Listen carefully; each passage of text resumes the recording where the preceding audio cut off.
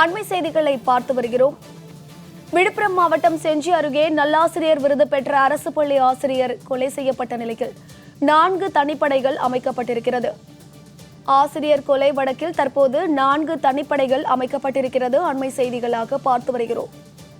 அரசு பள்ளி ஆசிரியர் இளங்கோவனை கொலை செய்த கொலையாளிகளை பிடிக்க 4 தனிப்படைகள் அமைத்து போலீசார் தற்போது விசாரணையும் மேற்கொண்டு வருகிறார்கள். அது தொடர்பான அண்மை செய்திகளை பார்த்து வருகிறோம். இது குறித்தான மேலும் விவரங்களை கொடுப்பதற்காக செய்தியாளர் பரணிராஜ் இணைப்பில் இருக்கிறார். அவரிடம் பேசலாம். வணக்கம் பரணிராஜ், இது தொடர்பான முழு விவரங்கள். வணக்கம் அம்மு.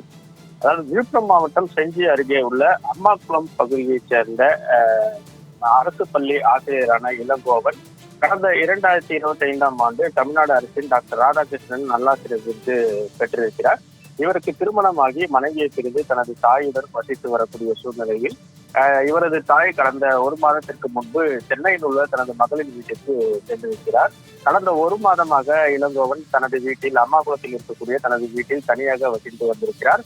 கடந்த சில வாரங்களாகவே இளங்கோவனின் செல்போனுக்கு அவரது தாய், அக்கா உள்ளிட்டோர் தொடர்பு கொண்டு செல்போன் சுவிட்ச் ஆஃப் செய்யப்பட்டு வந்த நிலையில் நேற்று மாலை அவரது இளங்கோவனின் அக்கா மகன் அவரது வீட்டிற்கு சென்று பார்த்திருக்கிறார்.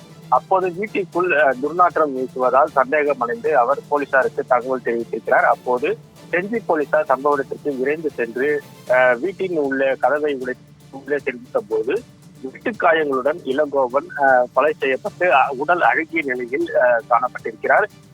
இதனைத் தொடர்ந்து இளங்கோவனின் உடலை மீட்டு பிரேத பரிசோதனைக்காக விழுப்புரம் மருத்துவமனைக்கு போலீசார் அனுப்பி வைத்திருக்கின்றனர். இதனைத் தொடர்ந்து கொலை செய்த கொலையாளிகளை பிடிக்க செஞ்சி டிஎஸ்பி தலைமையில் 4 தனிப்படைகளை அமைத்து தற்போது போலீசார் கொலையாளிகளை தேடி வருகின்றனர். நல்லாசிரியர் விருது பெற்ற அரசு பள்ளி ஆசிரியர் ஒருவர் வெட்டி கொலை செய்யப்பட்டிருக்கக்கூடிய சம்பவம் செஞ்சி பகுதியில் பெரும் பரபரப்பையும் பதற்றத்தையும் ஏற்படுத்தியிருக்கிறது. விவரங்களை வழங்கியமைக்கு நன்றி பரணிராஜ்.